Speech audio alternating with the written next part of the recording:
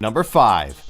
In the Netherlands, illegal drones have become such a problem around airports, prisons, and some public areas that police have found a really original and weird way to fight the problem. They're currently working with Guard from Above, a company that trains eagles to attack and destroy the small consumer models that are becoming a growing nuisance and threat. Although the experiment is still in the testing phase, it seems the birds have no problem bringing down the drones and are quickly rewarded for their feat with a piece of meat, usually an arm or leg, from one of the guys who sent the illegal drone up in the first place. I'm just kidding.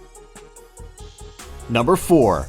Baltimore, Maryland in the United States has been in the news a lot lately with all the racial tension and problems the police force has been facing. To better understand the troubles of mentally ill people they might encounter while on duty, Baltimore cops undergo specialized training at Towson University. Part of it includes wearing a newly developed device called Mindstorm, which takes an officer through a psychotic episode from inside the mind of a distressed person. Sounds kind of scary, right? The audio and video device bombards them with messages and visual images that a psychotic patient might experience. Later on in the experiment, officers are asked to go out into the field and perform their duties while listening to strange voices in their headsets. Talk about taking it to another level.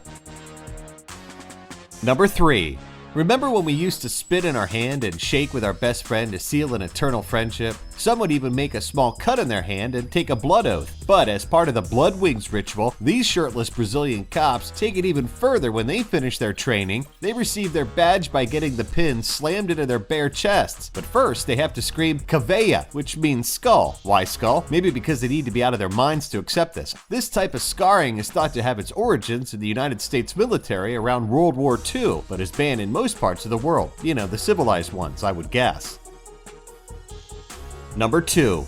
A cop's job can be really stressful, as we've seen in the news lately. That's why the Peel Police Department in Mississauga, Ontario, a suburb of Toronto in Canada, has decided to add meditation to the training of its officers. Cops attended a lecture at a local Buddhist temple where they were taught mindfulness while chanting in the lotus position. Might sound a little strange, but it seems that meditation exercises for police trainees is gaining in popularity across the US and Canada. And with all the shootings and abuse stories we've been hearing, that might be a good thing.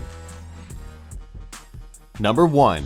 When you think about police officers, you usually don't think about art connoisseurs. Well, New York City cops won't necessarily become art critics, but visual perception expert Amy E. Herman has been teaching NYPD staff about art to help them develop a more critical eye when they're out on the beat. Through famous paintings like Jan Vermeer's Mistress and Maid, Herman has the cops interpret what's going on in the image, using only visual cues. Although this might sound weird, her classes have been praised by many within the department because it's apparently helping officers think outside the box, and sometimes the sessions even have surprising conclusions. In one case, an officer was shown El Greco's The Purification of the Temple, which depicts Jesus kicking out the money changers. And when he was asked what was going on, the officer said, "That guy in the pink," that would be Jesus, "should be arrested because he's the one causing all the trouble." Hey, whatever gives the cops more perspective, right?